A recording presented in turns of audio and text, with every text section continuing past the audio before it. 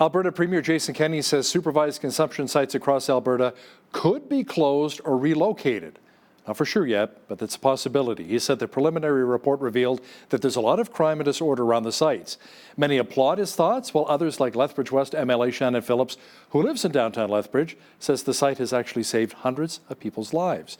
To talk more about it is Tyler Dawson. Tyler's the Alberta correspondent with the National Post, joining me from Edmonton. Tyler, some are applauding Kenney's comments, including business owners around the SES, while others, like Phillips, say shutting down the drug sites is not really a good idea. Yeah, this controversy has come up a few times in different parts of Canada over the last few years. You saw a similar thing happen in Ontario when Premier Doug Ford took over a couple years back, and you're seeing it again here. Now, the province of Alberta had embarked upon this study of supervised consumption sites, saying that it was going to look at the things that previous research hadn't, and that was sort of some of the crime issues that people talk about and some of the impacts on business that people talk about. So it I think was always maybe a given in some ways that some of these were going to move or close. But this was him, I think, telegraphing most clearly that there's going to be some changes here. And then it opens up a few other questions, such as what happens if they decide to close one, say in Calgary, for example, or Lethbridge. Is it possible that the city council could decide to fund these things? Now, in Ottawa, when Premier Doug Ford was looking at defunding some of them, closing some of them, the city of Ottawa said, well, we'll step in and we'll fund these at about $1 million a year is what they had sort of budgeted for there. So it's hard to say what this might mean longer term, whether or not these sites would be closing, whether or not they would be moving, whether or not we're talking alternative funding. Very much the ball is still with the provincial government at this point, and we'll see what happens over the next few months. I'm wondering if municipalities do take it over, if that will impact property taxes as well, because I know Lethbridge City Council is, they're running a very fine line right now when it comes to finances. So yeah, and all of the many municipalities in Alberta are as well, Calgary and Edmonton in a similar boat. I would perhaps hope that $1 million wouldn't totally break the bank in one of these cities, but gosh, you never know, I guess. So this is why I'm not an accountant or a bean counter, because I would have said, $1 million. That's right. Chump change, right? Now, Premier Kenney also says Ottawa needs to do more to stop the import of opioids coming in from places like China. Tyler, Kenney said that the Liberals made a big mistake when it eliminated minimum sentences for serious narcotic offences and illegal possessions of firearms. He says the recent gun violence in Calgary is related to criminal drug activity and drug gangs engaged in turf warfare. Yeah, a whole bunch of different things happening in this stuff with Kenney this week. In that specific circumstance, yeah, he's saying that a lot of the violence problems in Western Canada are related to drugs, and a lot of those drugs are coming from China. And he pointed sort of specifically to the United States, which has sort of imposed some sanctions or considered imposing sanctions on China with regards to trying to shut down some of the manufacturers of these opioids in China. So certainly that is part of what Kenney is concerned about. Obviously, Alberta hit quite hard by the opioid crisis. And also the recent shootings, in particular, that he was talking about Calgary and a recent spate of gun violence there. So, I tend to think that these problems are, quite a bit more complicated, perhaps, than the importation of opioids. I mean, drug gangs were unfortunately shooting each other on Alberta streets long before opioids came to Canada.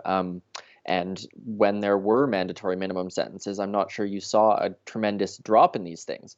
But those are, political questions that politicians are going to, fight their way out over. So what happens on these violence questions, I think, is not a super clear answer. Toronto is going through struggles with this right now. Ottawa's had a gang violence problem in recent years. It's a real messy situation, and but he said he wants to see beefed up border security in Vancouver and things like that. And I don't think anyone's going to argue with the validity of trying to stop opioids from coming into the country. Absolutely not. That's right.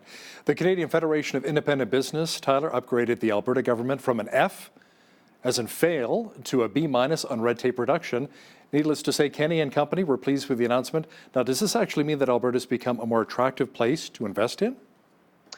Well, in theory, the same institution, the Federation of Independent Business, estimated that The compliance cost in 2017 of all the Alberta regulations was about 4.5 billion, just shy of $4.5 billion for business.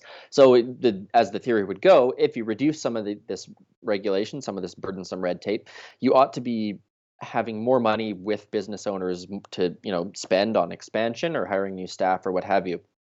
So, this whole red tape reduction stuff has been things like being able to consent to be an organ donor online, to streamlining application processes. There's a whole the gamut of things in red tape reduction is just massive, and they're sort of celebrating their successes this week. So, an F to a B minus, they're improving on getting rid of the red tape. Certainly, if they want to make it to an A plus, they may have a ways to go still. And the other part of it, though, whether or not this is making Alberta more attractive, whether or not that's translating into jobs, it doesn't seem to me that we've seen for sure how many of these things are playing out just yet. So we had a corporate tax reduction as well, which you could arguably say is red tape. You have had this red tape reduction. Alberta should, in theory, be a more attractive place to do business. It should, in theory, be one of the lowest tax jurisdictions in North America. I suspect it's early days yet on whether or not this is going to have a major impact on the economy. But certainly the UCP is hoping that is going to be the case. The UCP is also moving to a performance-based funding model for universities. Up to 15% of funding will be provided via grants and will be linked to things like graduation and filling market needs. And by 2022, that number will be going up to about 40%? Yeah, so there's going to be a little bit of variation between institutions. So the criteria are going to be different, for example. So Lethbridge College might be dealing with a different set of criteria than the University of Alberta, which might be different than SAIT in Calgary. And so the government is now going to embark on sort of these consultations to determine what criteria are best for each institution. But as you say, 15% of grant funding is going to be linked to this sort of success, and up to 40% by 2022. What that means concretely is a little bit harder to say, I think. Though the idea that education should sort of serve the interests of the economy and business is, it comes up in conservative circles, I think, quite frequently, and there's maybe a decent amount of validity to it. But it's going to be interesting to see how some of these things end up affecting universities that have, say, robust philosophy programs or arts programs, things like that, versus technical institutes that are, funneling people into trades and places where there's, maybe more work and more directly observable impact on the economy. So, there was a lot of howling when the budget came down a few months back, and a lot of this stuff was telegraphed. So again, this, as it always sort of is with these things, I guess we'll just sort of have to see where it goes from here. I think about my son too when he graduated a 3-year program. This is out in Southern Ontario as a video game developer. No jobs in the industry. He graduates, he's got this huge student loans, plural, and no jobs. So it kind of drives me nuts when I hear about universities and colleges offering these programs and there are no jobs available when you graduate. It's really sad to see. And, but I'm not alone. I mean, many parents have shared those same frustrations, and students too. Now, a story we recently had on BCN was BC's failed bid to halt the Trans Mountain Pipeline expansion, Tyler. The province wanted a provincial permitting system before heavy oil could be shipped through the jurisdiction, but the Supreme Court of Canada said, hey, thanks for playing, but no thanks. Pretty much, yeah. This was sort of a gambit of John Horgan's in BC to have some provincial control over TMX, and you can say, we are going to have some say in how this pipeline works. So what it basically is, I think, going into 2020, looking ahead, is maybe some more favorable towards energy production and pipeline development. A more favorable nod, perhaps, from the Supreme Court. And the federal government obviously is saying they're doing what they can to get these things built. But it also, I think, has shifted focus a little bit in the last couple of weeks to where the bigger, perhaps, opposition is going to be. And in the case of Coastal GasLink, the pipeline, it's the Wet'suwet'en First Nation protesting. And on TMX, it could be some of the other Indigenous groups that are lobbying against it. So, there's still many balls in the air on these projects, but I think, as we talked about some weeks ago, there was shovels in the ground. There's supposed to be pipe going in the ground and all that stuff. So, maybe 2020 is going to be a little bit better of a year for pipeline expansion than, the last couple of years. Rural Municipalities Alberta said that rural areas are hurting because of unpaid taxes from oil and gas companies. Premier Kenney says trying to recover the funds is like wringing money from a stone. And former MLA David Swan said he's not going to pay taxes himself until the energy companies pay their fair share of taxes. Yeah, it was news to me that I could just not pay my taxes and have a bunch more in my pocket, but I guess you can. So yeah, this is an interesting one. And the idea is that municipalities, which get a lot of their revenue from property taxes involving energy companies, have not been getting this money because the companies don't have money. And the premier is sort of saying that there needs to be some collaboration between municipalities and with the provincial government, and that the solution here is to create a more business-friendly environment, get these companies working more, making more money, and then the government revenue problem via taxes sort of solves itself. So that's can't argue with that. I think that's probably true. But David Swan says, well, this is ridiculous. The premier is giving energy companies, he's letting them off the hook and paying their taxes.